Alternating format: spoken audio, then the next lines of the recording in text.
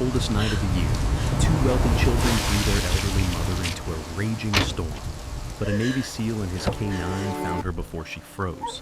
What started as a rescue You're safe uncovered now. something far darker. We're gonna get you somewhere a hidden warm. microchip inside her locket, recordings of betrayal, of a nurse silenced by threats, and a violent ambush meant to keep the truth buried. But in court, every lie shattered. In the end, the SEAL didn't just save her life. He gave her the family she thought she'd lost forever. If this story moved you, please like, comment, and subscribe for more powerful stories like this. The storm rolled over Tacoma like a crashing steel tide, its winds slicing through the streets with needle-sharp cold. Ethan Hale ran through the rain as if it were nothing more than a familiar battlefield haze, his boots striking the soaked pavement in a steady, controlled rhythm. Beside him moved Shadow, his K9 partner, a large black Belgian Malinois with a sleek muscular frame, cropped ears, and a scar that cut across his left flank, earned during a blast in Kandahar. Shadow was 4 years old, in peak physical condition, and trained to detect explosives, human scent anomalies, and stress responses. He was fast, disciplined, and frighteningly intelligent. The kind of dog who observed everything before making a single calculated action. Ethan Hale, at 33, was the embodiment of military discipline molded by pain and resilience. He stood at 6'3", with a broad, powerful chest and shoulders formed through years of punishing SEAL training. His skin carried a sun-brown tone, marked with healed scars like sketches of past battles. His jaw was square, often set in a rigid line, and his dark brown hair, slightly longer now due to his temporary leave, was soaked flat against his forehead. His green eyes were sharp, restless, carrying the look of a man who had seen too much and forgotten too little. Every movement of his carried precision, as if he were still moving through combat zones where hesitation meant death. Though on leave, Ethan never truly left the battlefield. He simply changed coordinates. Ever since a hostage extraction operation had gone wrong 3 months prior, an operation where a teammate he considered a brother had died in his arms, Ethan carried an internal storm heavier than the one crashing around him. Running through real storms helped quiet the ones inside his head. Tonight, however, the storm around him felt different, hungrier, angrier, as if the wind itself whispered warnings. Shadow suddenly halted, not gradually, not with hesitation. He stopped with such abrupt instinct that his paws skidded on the wet concrete. Claws scraping, his body stiffened, ears snapping forward, tail low, eyes locked on something ahead. Ethan instantly stopped, combat instincts overriding everything. His breath steadied, and the world narrowed to the silent communication between a SEAL and his dog. "Shadow," he said under his breath, voice low and steady. "Show me." Shadow didn't look back. He took one step forward, muscles tightening, his nose lifted, tasting the air. Rain drummed against both of them. But the dog was rigid, focused, signaling no threat of a weapon. No explosive scent, something different, something human. Ethan's pulse shifted. They were in a wealthy neighborhood on the west side of Tacoma. Clean streets, manicured lawns, houses worth millions. People didn't simply stand outside in storms like this unless something was terribly wrong. Through the sheets of rain, Ethan saw the faint silhouette of a person slumped on the sidewalk. At first, he thought it might be a pile of discarded clothes, but Shadow's low, trembling whine corrected that assumption immediately. Ethan approached slowly, scanning the surroundings the way he'd been trained, checking doorways, windows, shadows. He was not armed, but his mind always assessed threats. As they drew closer, the silhouette sharpened into the unmistakable shape of a frail elderly woman seated in an old-fashioned metal wheelchair. She was trembling violently. Her white hair was plastered flat to her skull, and she wore nothing but a thin floral nightgown clinging to her small frame. Her skin had turned a frightening shade of cold blue. Her hands, fragile and veined, clutched a small, battered suitcase on her lap, as though it were the only thing anchoring her to life. Ethan's breath hitched, not in fear, but in outrage. "Ma'am," he called gently, lowering his voice into the tone he used to approach traumatized civilians in combat zones. "Can you hear me?" The woman lifted her head, just barely. Her eyes, pale gray and clouded, held fear, confusion, and a resignation that stabbed Ethan deeper than any enemy's bullet. Rain streamed down her face, mixing with silent tears. Shadow moved first. The dog approached slowly, lowering his head, tail still, posture soft and reassuring. Not the stance of a warrior, but the stance of a guardian. He pressed his wet muzzle into her trembling hand. To Ethan's shock, she exhaled a tiny broken sound of relief. "Oh, good boy," she whispered, voice thin and cracking. Ethan immediately shrugged off his tactical running jacket, heavy with waterproof layers. He knelt in the freezing puddle before her, ignoring the shock of cold. "My name is Ethan," he said. "This is Shadow. We're here to help you." "What happened?" She shivered harder. Unable to answer, she pointed a shaking finger toward the massive house nearby, its lights glowing warm behind tall glass windows. Ethan frowned. "Is that your home?" She gave a barely perceptible nod. They told me to wait outside," she whispered, voice so faint he had to lean in. Ethan inhaled slowly, the anger burning low in his chest like a lit fuse. Who in their right mind would throw an elderly woman out into a storm? He wrapped the jacket around her frail shoulders and gently secured the zipper. "You're safe now," he murmured. "Stay with me." With practiced efficiency, he checked her pulse, weak but present, and her skin temperature, dangerously cold. Hypothermia was setting in. "We need to get you inside," he said, standing.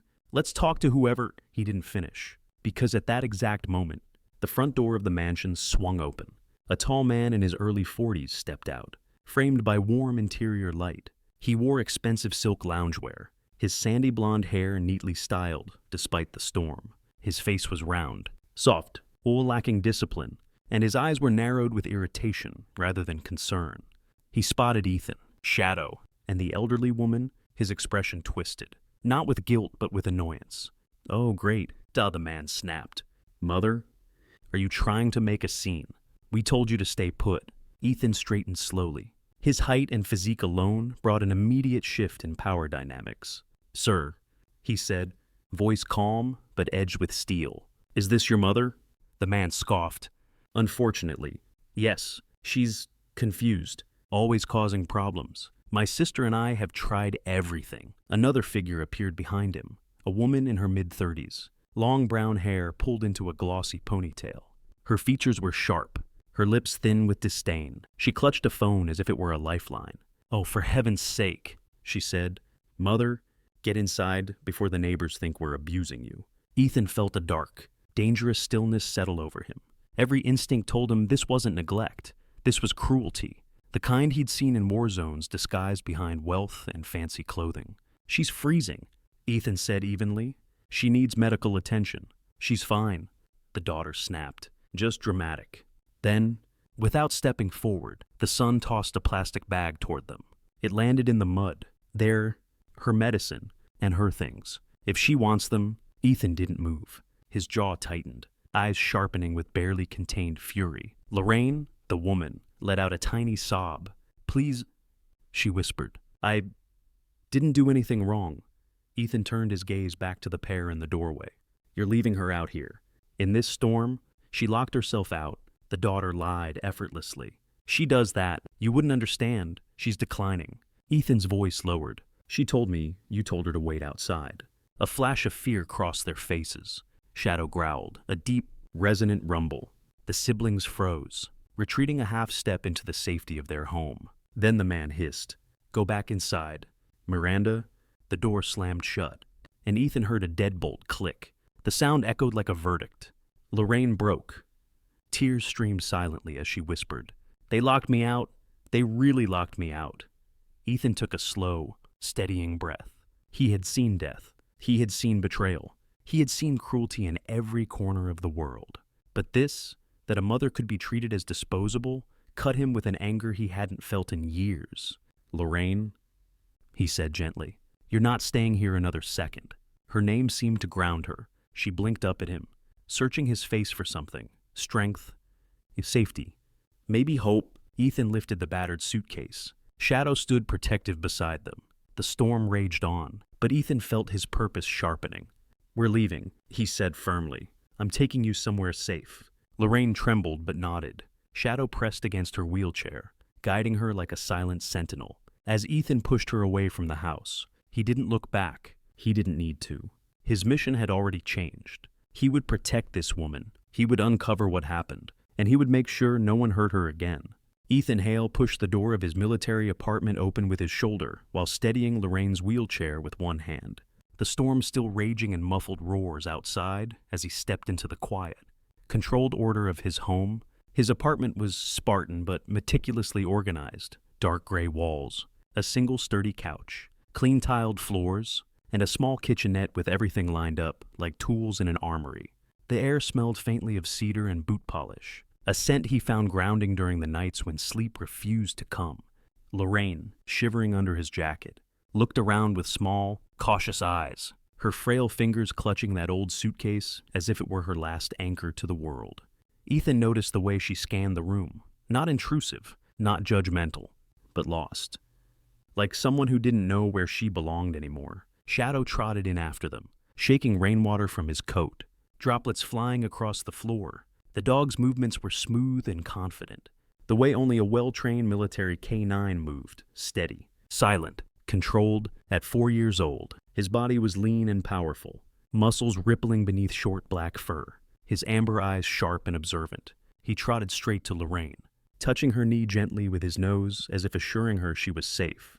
Lorraine exhaled shakily. "Thank you. I don't know what I would have done."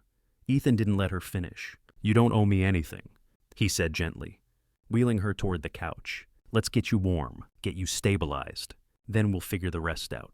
He grabbed a heavy fleece blanket from the closet and wrapped it around her thin shoulders. Only now, under proper light, did he see how delicate she truly was, her skin pale and thin, lightly spotted with age, the veins at her temples visible under soft silver hair. She looked like someone who had once been vibrant but had been worn down by time and by the cruelty of the people she trusted most.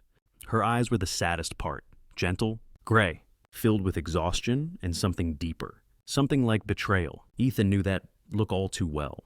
He'd seen it in villages after bombings, in soldiers who lost comrades, in his own reflection after the mission gone wrong 3 months earlier.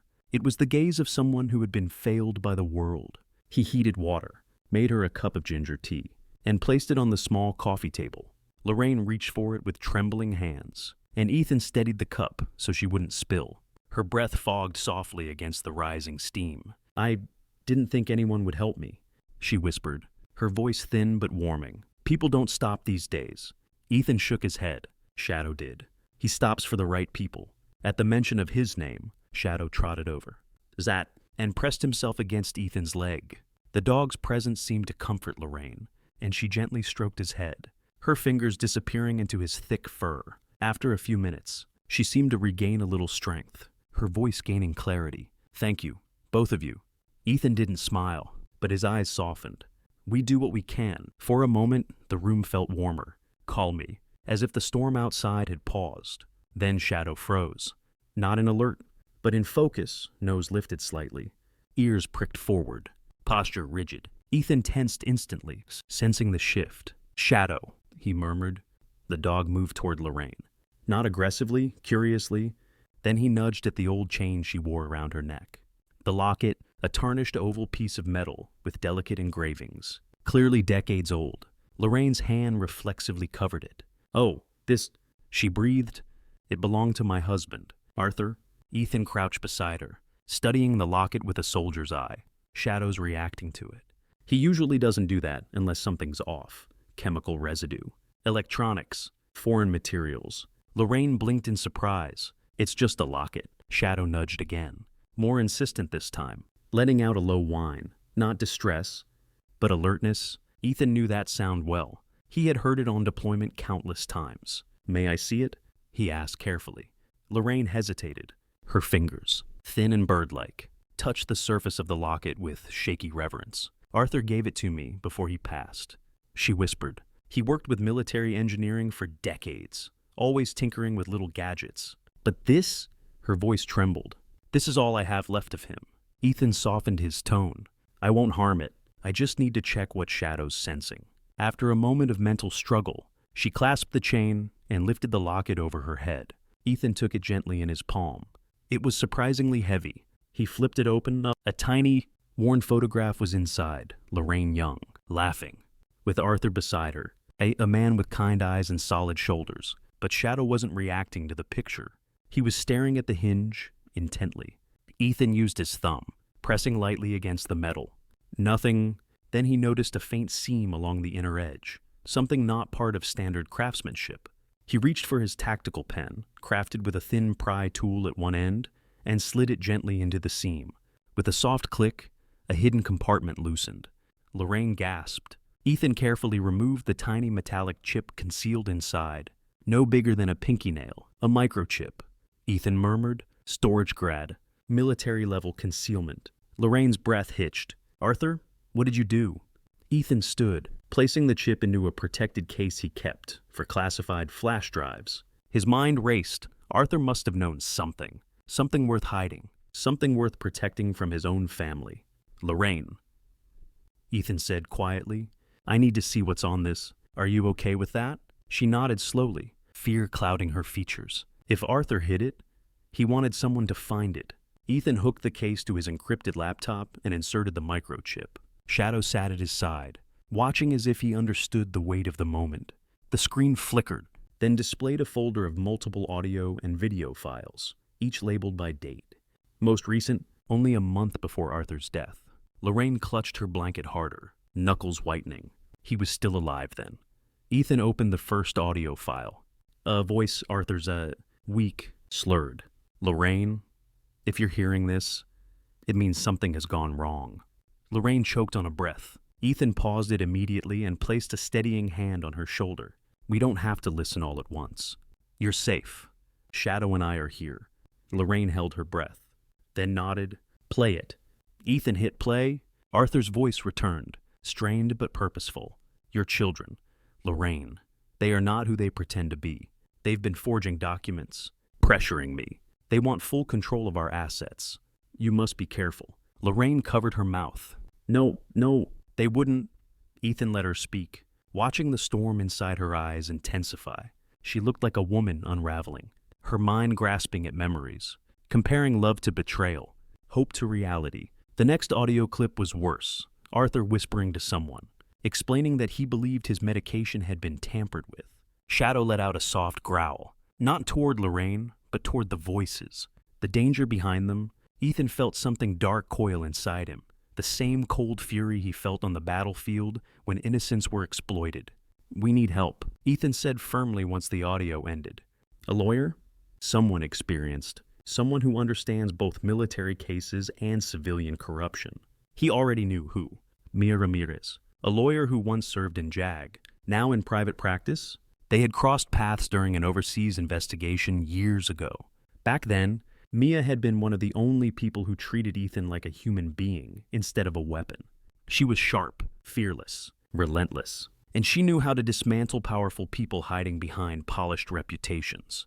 Ethan stood, pulling his phone from his pocket. "I'm calling her now." Lorraine clutched the blanket. "Ethan, will this get you in trouble?" He glanced down at her, jaw tightening. "You've already been through hell. I'm not letting you face the next part alone." She looked at him as though seeing him for the first time, not as a stranger, but as a protector. Ethan dialed. On the third ring, a calm, assertive female voice answered. Mia Ramirez speaking. Ethan's posture straightened, reflexively disciplined. "Mia, it's Ethan Hale. I need your help. It's urgent." Mia Ramirez, even through the phone, held the aura of a woman built from precision and control. She was in her mid-30s, with a razor-sharp intellect and a courtroom reputation that sent wealthy fraudsters into panic. Ethan remembered her framed by courtroom lights during a military hearing overseas, a Latina woman with warm olive skin, sharp dark eyes, and long black hair usually pulled into a sleek twist. Mia was slim, but carried herself with the confident stance of someone who had wrestled with power and won more than she lost. "Ethan," Mia said slowly, "it's been a while. You don't call unless something's bleeding." "Someone is," Ethan said, his tone dropping. He briefly summarized the events, finding Lorraine in the storm, the children rejecting her, the locket and microchip, and Arthur's recorded warnings. Mia went silent for a long moment. When she finally spoke, her voice was sharp and steel. "Text me your address. I'll be there in 20 minutes. Ethan hung up and exhaled. Lorraine looked terrified. "Are we in danger?" Ethan knelt beside her, his voice low, steady, grounding. "Yes, but not alone. Shadow and I are here. Mia's coming, and Arthur left you the truth. That means he trusted you to survive this. Lorraine pressed trembling fingers over her heart. He always believed I was stronger than I felt. Ethan nodded. Now it's our turn to be strong for him. 20 minutes later, a firm knock sounded on the door. Shadow stiffened but didn't growl, trained to differentiate familiar voices and safe footsteps. Ethan opened the door, and Mia Ramirez stepped inside. She wore a dark navy trench coat over a fitted suit, her hair tied back, her posture straight and deadly composed. Her eyes flicked over the room, absorbing everything. Lorraine in a blanket, Shadow guarding her, Ethan standing tense beside them, the storm outside still raging. She closed the door with a quiet click. "Show me the evidence," she said, and the real battle began. Rain still clung to the city of Tacoma the next morning, hanging in the air like a residue of everything Ethan Hale wanted to forget. The storm had passed, but the world hadn't cleaned itself. It simply left behind wet streets, gray skies, and a quiet tension that only soldiers and animals seemed to notice. Ethan stood by the kitchen counter, tall and unmoving, his strong hands wrapped around a ceramic mug that had long since stopped steaming. His dark hair was damp from an early shower, his olive-toned skin still marked by several faint scars running across his forearms, long-healed reminders of what he'd survived. His green eyes stayed sharp, fixed on the front door as if expecting it to burst open with bad news. Years of combat had carved vigilance into his bones. It was impossible to shake. In the living room, Lorraine sat on the couch wrapped in a deep navy blanket.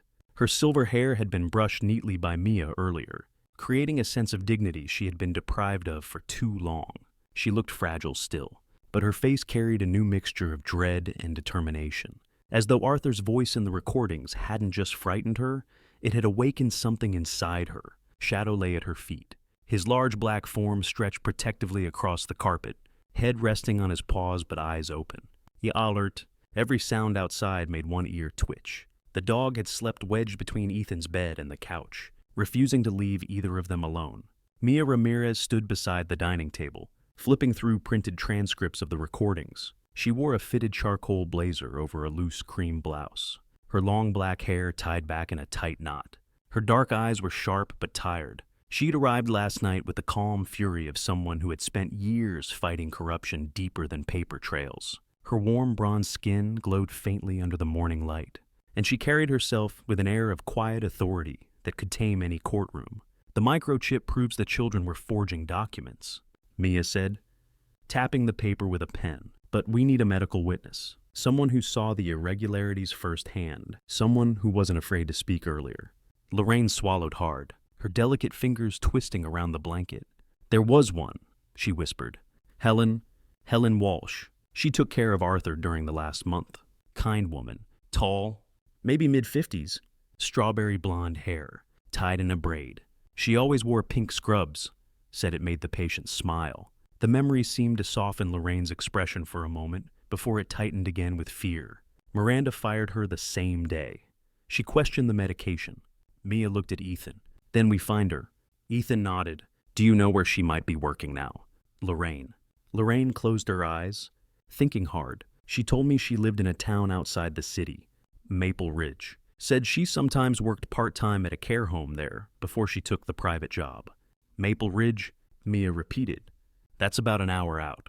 Small town, lots of senior facilities. We can start there." Ethan set the mug down. "I'll drive." Shadow lifted his head instantly. Lorraine looked uneasy. Will they know we're gone?" Ethan crouched so he was eye level with her. "They'll know eventually. But you're not alone. Mia and I won't let anything happen to you." Lorraine's gray eyes shimmered with both gratitude and terror. Ethan didn't like the second part. He had seen too many civilians crushed by forces they never saw coming. He wouldn't let this story end the same way. Not for her, not for Arthur, not with Shadow watching his every move like a promise. Oh! The road to Maple Ridge was quiet, stretching through thick pine forest and low rolling hills that still glistened with leftover rain. Ethan drove his matte black Ford SUV with practiced calm. Every muscle in his forearms flexed lightly as he gripped the wheel, scanning mirrors frequently. His posture was rigid, the posture of a man always prepared to slam the brakes, accelerate, or reach for a weapon that wasn't there. The guilt of not being armed gnawed at him. Military base rules prohibited personal carry-on leave, and that made him feel exposed. Mia sat in the passenger seat beside him, her laptop case resting on her knees. She observed him with a knowing glance. "You're scanning every car behind us." "Force of habit," Ethan replied. "You think they'll come looking? I'd bet money on it." Shadow sat behind them, seated upright like a disciplined soldier, his head occasionally resting between the front seats as he sniffed the air. The dog's amber eyes were intense, focused, wary. He understood tension even better than humans. "He senses it too," Mia observed. "He always does," Ethan murmured. The drive took just over an hour. Maple Ridge was small, peaceful, but there was something eerie about how quiet the streets were. The kind of quiet that suggested people preferred staying inside. The care home, Sunrise Haven, looked humble but clean, simple brick walls. A small garden, an elderly resident sitting by the windows. Ethan, Mia, and Shadow stepped out of the SUV together. Ethan wore a plain black t-shirt stretched across his broad shoulders and jeans that didn't hide the strength in his legs. He didn't try to look intimidating, he just existed that way. A receptionist greeted them inside, a young woman with pale skin and short chestnut hair. Her eyes widened slightly at the sight of Ethan, even more at Shadow wearing his working vest. "Can I help you?" she asked nervously. Mia stepped forward with a professional smile. "We're here to see Helen Walsh. Is she on shift today?" The woman blinked. "Helen." "Yes. She's in the recreation room with some of the residents." "May I ask?" Ethan offered a polite but firm nod. "We won't cause trouble." The receptionist seemed reassured, or intimidated enough not to argue, and pointed them down the hallway. The recreation room was lit warmly. Elderly residents sat around tables doing puzzles or knitting. And there she was, Helen Walsh, tall, about 5'8", with a sturdy but slightly rounded frame that suggested years of lifting patients and long shifts. Her strawberry blonde hair was streaked with gray and braided over one shoulder. Her skin was fair, lightly freckled, with worry etched into the lines around her eyes. She wore soft blue scrubs and white sneakers. She looked like a woman who cared deeply about her work, but carried invisible burdens. When she saw Ethan and Mia entering with Shadow, her posture stiffened. Her blue eyes darted toward the door, as if calculating escape routes. Ethan approached slowly, palms open, voice calm. "Helen Walsh." She backed up a step. I didn't do anything wrong." Mia softened her voice. "We're not here to accuse you of anything. We just want to ask about Arthur Gable." Helen froze. Every muscle in her body went still. Her voice trembled. "Please don't say that name here. I can't lose this job too." Ethan glanced around. Several residents looked on curiously. "Can we talk somewhere private?" Helen hesitated, then nodded reluctantly and led them into a small storage room. She closed the door quietly, her hands trembling. "You don't understand," she whispered harshly. "Miranda ruined my life. I lost my job, my reputation. I barely got this one. If she finds out I spoke to you..." Ethan stepped closer, not invading her space, but enough for her to feel his sincerity. "Helen, Arthur recorded everything. His children manipulated medication. He suspected foul play." Her face drained of color. She pressed a hand to her mouth. "I knew it." Shadow nudged her gently, sensing her spike of fear. Something in his calm presence steadied her. Helen looked at Mia. "What do you need from me?" "Your testimony," Mia said firmly. "What you saw? What was done to Arthur?" Helen's eyes filled with tears. She, Miranda, always insisted on giving the comfort meds, even when Arthur didn't need them. I told her it was dangerous. She threatened me. Then the next day, she accused me of stealing her mother's ring. A lie, a complete lie. She gasped. I left before she could call the board. I couldn't risk losing my license. Mia placed a hand on her shoulder. "You did nothing wrong, and you can help fix this." Helen took a shaky breath. "Okay, I'll testify." Before Ethan could thank her, Shadow stiffened instantly, ears erect, head turned sharply toward the window. Ethan's instincts flared like a siren. "Shadow." The dog growled, a deep, warning rumble. Ethan strode to the window, peeling back the blinds an inch. Parked across the street was a dark gray SUV, tinted windows, engine running, the kind of vehicle used by people who didn't want to be identified. The SUV door cracked open slightly. Someone was watching. Ethan's jaw locked. "We need to leave." "Now?" Mia's face hardened. Helen paled. Shadow's growl deepened, vibrating through the floor. Ethan ushered them out the back door of the care home, quickly but without drawing attention. The SUV across the street shifted, slowly, too slowly. Following, Ethan moved with calm urgency. pushing Mia and Helen toward his truck. Shadow remained close, his entire body coiled like a loaded spring. Once everyone was inside, Ethan started the engine. Everyone buckle in. Mia clicked her seatbelt. They're tailing us. I know. The SUV behind them pulled out. Ethan didn't speed, didn't panic. He drove normally through Maple Ridge, turning onto side streets without signaling distress. But the gray SUV followed every turn. They're good, Mia muttered. Not good enough, Ethan replied. He abruptly turned onto an old logging road leading toward the forest. The SUV followed, hesitated, then continued. They think we're panicking, Mia said. Let them. Ethan's eyes hardened, a dangerous calm settling over him, the same look he had before clearing a hostile building. He accelerated suddenly, dust flying. The SUV behind them sped up too, tires screeching. But Ethan knew these roads. He spotted an old service trail branching sharply behind a ridge. He cut the wheel, swerving onto it. The truck vanished behind a wall of trees. The pursuing SUV shot past, unable to brake in time. Ethan killed his headlights, slowed, and waited. The SUV screeched to a halt down the road, confused, then drove on. Mia exhaled slowly as her adrenaline dipped. Helen clutched her seatbelt, shaking uncontrollably. Shadow pressed against her leg, grounding her. Ethan waited 2 full minutes before turning the truck back toward town. No car followed. No threat lingered. Finally, he spoke. It's not a family dispute anymore. Mia nodded grimly. No, it's a cover-up. Helen closed her eyes. What have I agreed to? Ethan looked at her through the rearview mirror, his eyes steady. The truth, and that's the only thing that scares people, like them. The sun never fully broke through the gray clouds the next day, leaving the city draped in a kind of permanent twilight. Ethan Hale stood at the window of his apartment, watching the street below with the tense stillness of a soldier expecting an ambush. His muscular frame, broad chest, thick arms, sculpted shoulders, leaned slightly forward, weight balanced perfectly like a man always prepared to move. His jawline, sharp and shadowed with stubble, tightened every time a car slowed on the street.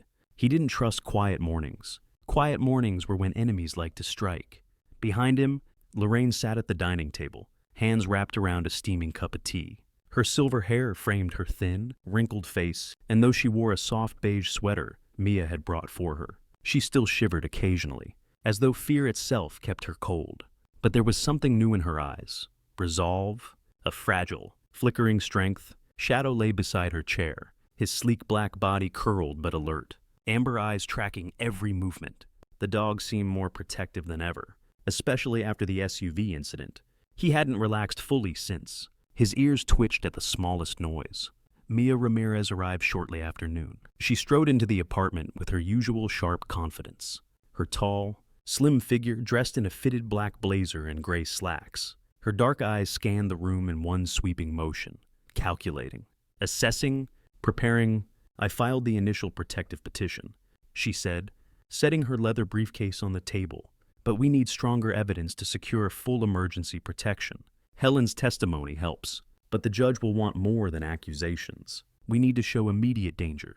Ethan turned from the window. Does being stalked by a mysterious SUV not count as immediate danger? Mia lifted an eyebrow.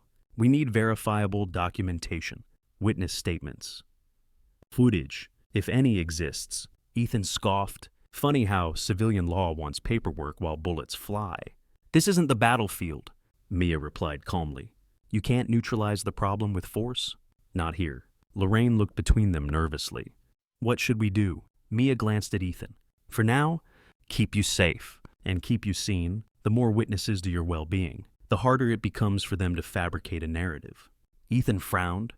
Seen, yes, public places, controlled spaces, though no dark alleys. She shot him a pointed look, and absolutely no more sudden detours into forests. Ethan didn't argue, mostly because she was right. Lorraine exhaled shakily. Could we, perhaps, go for some air? Ethan turned to her. You want to go outside? Not far, she whispered. Just a little walk. Oh, I feel trapped, and I don't want to live in fear. Arthur wouldn't want that. Ethan hesitated, then nodded slowly. All right, we'll go somewhere open. Public is safe. Mia nodded approvingly. Good. I'll accompany you part of the way. Ease it step.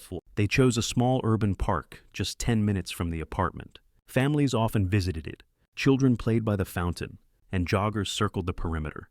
It was open, visible, alive, perfect for avoiding trouble, or so Ethan hoped. Lorraine sat in the wheelchair, wrapped in her beige sweater and blanket, watching ducks in the pond with a kind of childlike wonder. The color had crept back into her cheeks. Shadow walked at her side, matching her pace, his tail low but posture watchful. Ethan walked behind them with slow, deliberate steps. He stood tall in a dark green Henley shirt that hugged the muscles of his chest and arms. Black jeans fitted around strong thighs. His eyes scanned everything, parents watching kids, a couple arguing near the playground, a man in jogging clothes stretching near a tree. He didn't trust strangers. Not today. Not ever. Lorraine sighed softly. Arthur used to take me to parks like these. He said nature helped clear the mind. Ethan nodded gently. He was right. They walked another lap. Mia checked her phone, then gave Ethan a quick look. I need to take this call from the courthouse. 5 minutes. Ethan nodded. Shadow watched her leave, then returned his gaze to the surroundings. That was when Ethan noticed it. A car, a dark sedan idling across the street. Not the same SUV as before, but something about the posture of the driver, leaned back, face obscured by sunglasses and a baseball cap, made Ethan's instincts flare. Shadow, Ethan murmured. The dog's ears snapped forward. He followed Ethan's gaze. Then came the growl. Low. Warning. More chilling than a shout. Lorraine's hands tightened on her blanket. Ethan, is something wrong? Maybe nothing, he said, but stay close. They made their way toward the parking lot where Mia had left her car. The sedan across the street pulled forward slightly. Ethan's muscles coiled. They reached the far end of the lot, empty except for a few scattered cars. Too empty, too quiet. Ethan felt it before he saw it, danger crackling in the air like electricity. Then a shadow moved. A tall man stepped out from behind a pickup truck, his posture aggressive, shoulders broad and rigid. He looked about mid-40s, with sun-damaged skin, a thick black beard trimmed close, and piercing gray eyes that looked like they belonged to someone who had spent years getting away with things he shouldn't. He wore a dark hoodie and gloves. He wasn't here for a stroll. Ethan instantly shifted his stance, one foot slightly forward, muscles ready. Can I help you? He asked in a low, controlled tone. The man smirked. Yeah, you can step aside. Another figure emerged, a second man, younger, around 30. Slim but wiry, sandy blonde hair under a cap, tattoos creeping up his neck, nervous energy radiated from him. We don't want trouble, the younger man muttered, though everything about his posture screamed trouble. Too late. Ethan said. Shadow's growl deepened, vibrating through the ground. Lorraine gasped. Ethan, please. Ethan rested one hand on the wheelchair handle, keeping himself between her and the men. You need to walk away, he warned. The bearded man chuckled. No can do. Someone wants to talk to the lady. Says she's been talking too much. Lorraine trembled violently. Ethan saw red. You're not taking her anywhere. Didn't say we were taking her. The younger man muttered. Just that we were supposed to leave a message. Ethan's blood turned to ice. The bearded man lunged. He moved quickly, faster than Ethan expected for his size, but not faster than Shadow. In a flash of black fur and muscle, Shadow launched forward, intercepting the man before he could reach Lorraine. His teeth didn't bite. Ethan had trained him to hold back unless ordered, but his body slammed into the man's leg with explosive force. The bearded man stumbled. Cursing, the distraction was enough. Ethan seized the man's wrist, twisted, and locked his arm behind his back in a punishing joint hold. The man roared in pain. The younger one panicked and swung a metal object, maybe a tire iron, toward Ethan's head. Ethan ducked, spun, and kicked the weapon from his hand. It clattered across the pavement. Shadow lunged again, forcing the man back with a terrifying snarl. The younger man tripped, falling onto the asphalt. Ethan shoved the bearded man face first against the side of a parked car and pinned him with a forearm across his shoulders. Who sent you? Ethan hissed. Who? The man spat blood. Go to hell. Ethan pressed harder. Try again. But before the man answered, a flashing light swept into the lot. Police sirens. 2 squad cars rolled in, tires screeching. Ethan cursed internally. This wasn't good. Officers spilled out, weapons drawn, hands where we can see them. One shouted. Ethan lifted his hands slowly, stepping back. Shadow barked once, sharp. Protective. Shadow. Down. The dog instantly obeyed. Lying flat but alert, Lorraine raised her trembling hands. Officer, please, But the bearded man seized the moment. Help! This psycho attacked us, he shouted dramatically. We were just walking to our car. The younger man nodded frantically. He set his dog on us. We didn't do anything. The officers exchanged skeptical glances, but they didn't lower their guns. One officer approached Ethan, tall, broad-shouldered, clean-shaven, with stern brown eyes. His badge read, Officer Klein. Sir, step away. Hands behind your head. Ethan knew better than to argue. He complied, calm but internally furious. Check their pockets, Ethan said tightly. You'll find weapons. Klein glared. We'll see. A second officer frisked the bearded man. Nothing. Not even a knife. Ethan's blood ran cold. They threw their weapons. He said, search the lot. The officers didn't seem convinced. Mia finally ran up, breathless from her phone call. Stop, she yelled. I'm their attorney. Officer Klein raised an eyebrow. Attorney! Mia flashed her ID. These men attacked my client and her guardian. I have legal authority to represent them. She turned to Klein with icy precision. Check the asphalt near the sedan. You'll find a metal weapon my client disarmed. The officers looked uncomfortable, but they searched. After 3 tense minutes, an officer held up the tire iron. Klein's expression shifted, but he didn't back down entirely. Even so, he said, we have to take statements from all parties, and considering the nature of the altercation, you're detaining the wrong people. Mia snapped. These two are hired muscle. The bearded man scoffed.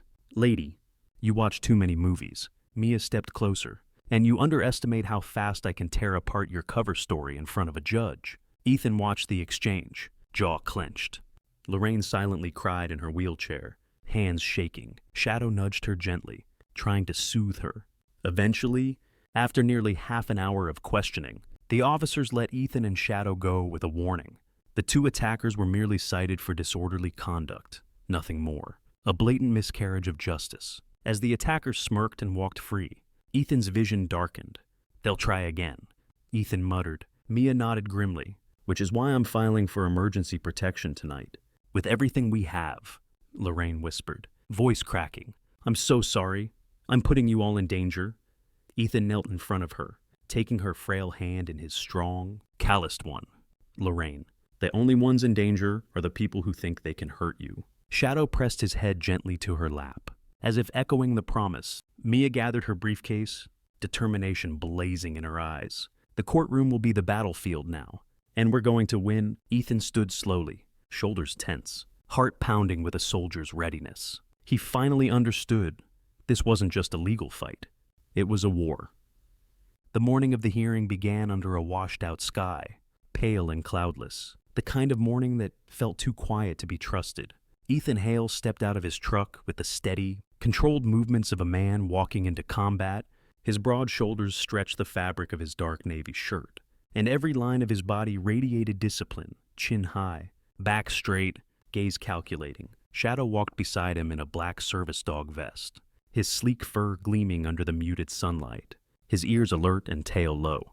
The German shepherd moved with the same controlled readiness as Ethan, a silent echo of his partner's tension. Lorraine sat in her wheelchair between them, wrapped in a gray wool coat Mia had given her for the occasion. Her silver hair was neatly brushed, her face pale but calm. There was fear in her eyes, yes, but there was also a quiet strength that hadn't been there weeks ago. Behind them, Mia Ramirez locked her car and hurried forward, her heels clicking sharply on the marble entryway.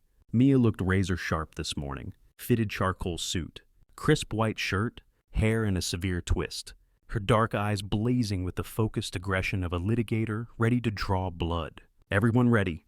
She asked. Ethan gave a short nod. Lorraine inhaled slowly through trembling lips. As ready as I'll ever be. Inside the courthouse, the hallway buzzed with low murmurs. Spectators had already gathered, neighbors. People who recognized the case from local news. Curious strangers. They whispered when they saw Ethan. That's the seal. That's the dog. That's the old woman who was left in a storm. Ethan ignored them. His focus was solely on the courtroom doors ahead, where a different kind of battle waited. When those doors opened, everything would be decided. Not just freedom, but justice. And for Ethan, Justice meant survival. The hearing chamber was packed. Judge Eleanor Barrington presided, an imposing woman in her early 60s with iron-gray hair cut short, a stern mouth, and eyes as sharp as broken glass. She had a reputation for dismantling lies with surgical precision. Today, she looked like she was ready to do exactly that. To the left sat the opposition.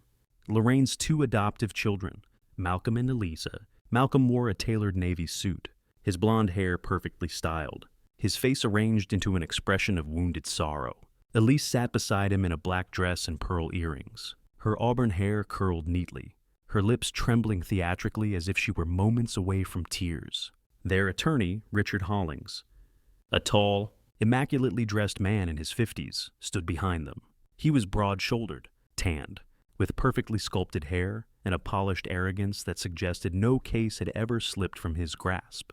To the right sat Ethan, Mios, Lorraine, and Helen, the quiet nurse with the gentle face and tired brown eyes. Helen had been given a simple floral blouse and beige slacks for court, and though she sat with her hands folded in her lap, her shoulders shook slightly from nerves. Ethan leaned down. "You okay?" Helen nodded weakly.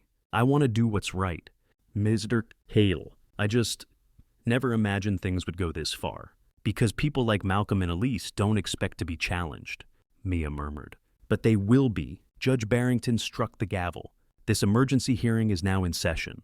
We will hear first from petitioners Malcolm Gable and Elise Gable, represented by Mr. Hollings."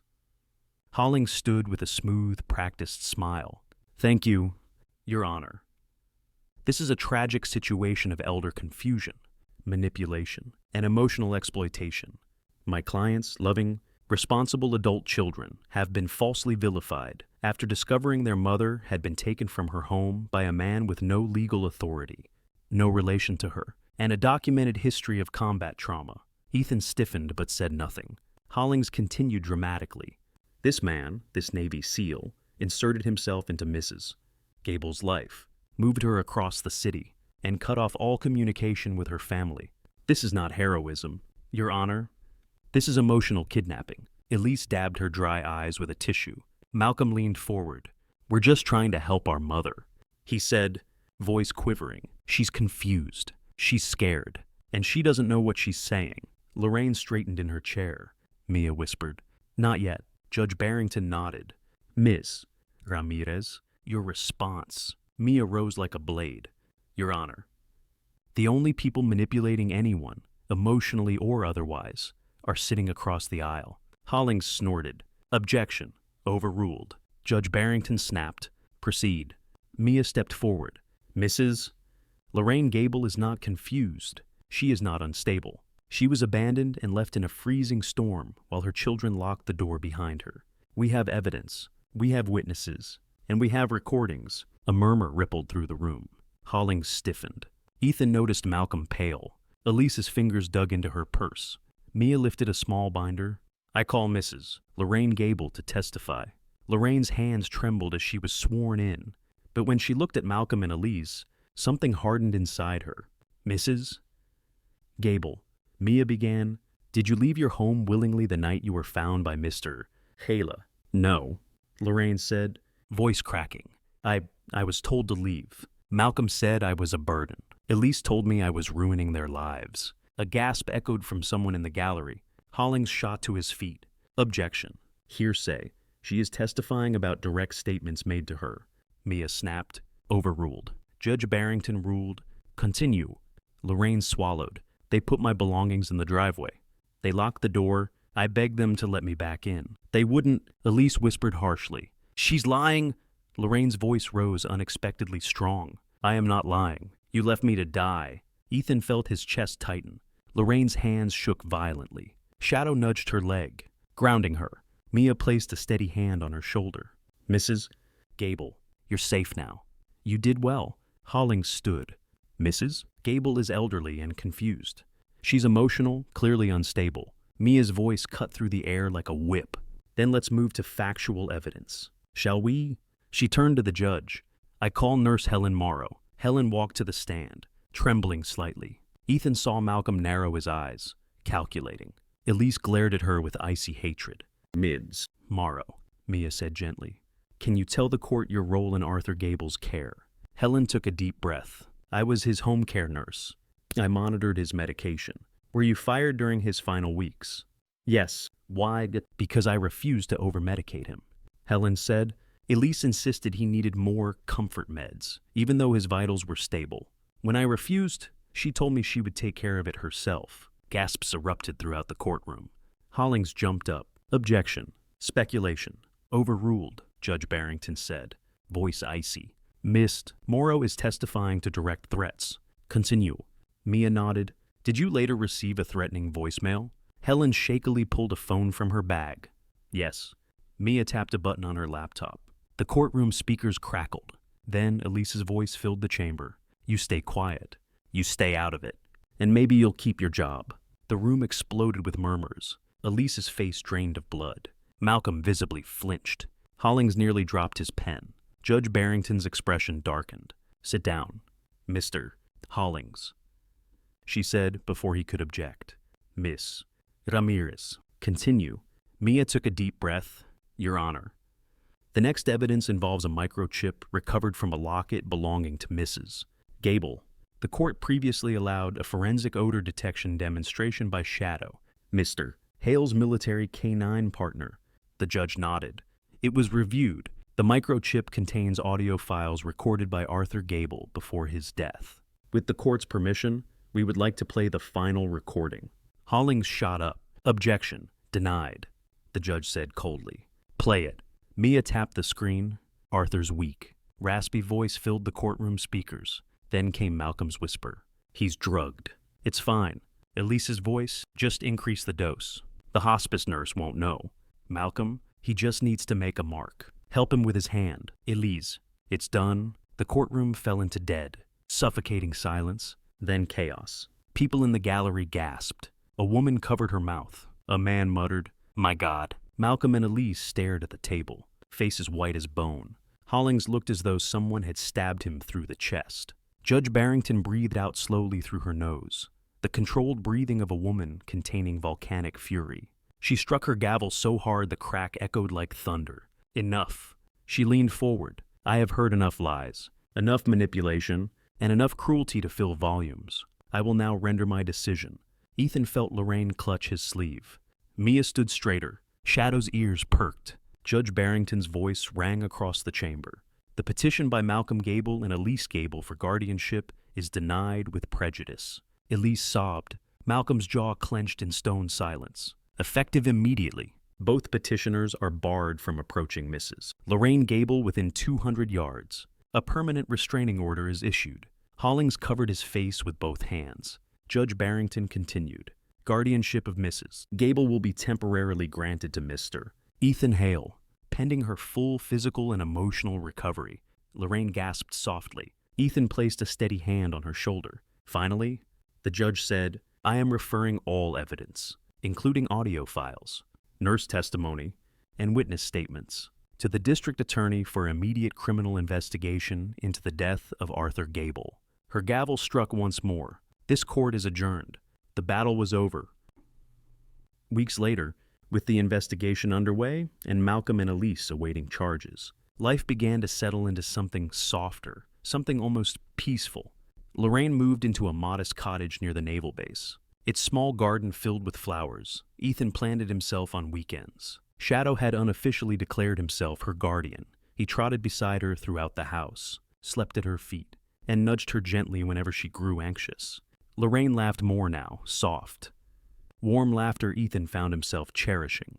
She baked for him, told him stories of her youth, and insisted Shadow deserved his own corner cabinet for treats. Ethan visited every day he wasn't on duty. Sometimes he fixed things around the house. Sometimes he simply drank tea with her on the porch. One evening, Lorraine looked at him with gentle eyes. You saved my life. Ethan. Ethan shook his head. You saved your own. You chose to fight. She smiled. Still, I want you to know something. You're family to me. You and Shadow both. Ethan's chest tightened in a way he hadn't felt in years. Family, he repeated softly. Lorraine reached out and squeezed his hand. Yes, dear, a new one, a better one. And for the first time since returning from deployment, after months of nightmares, after years of losing people he fought beside, Ethan felt something warm and whole settle into the empty spaces inside him.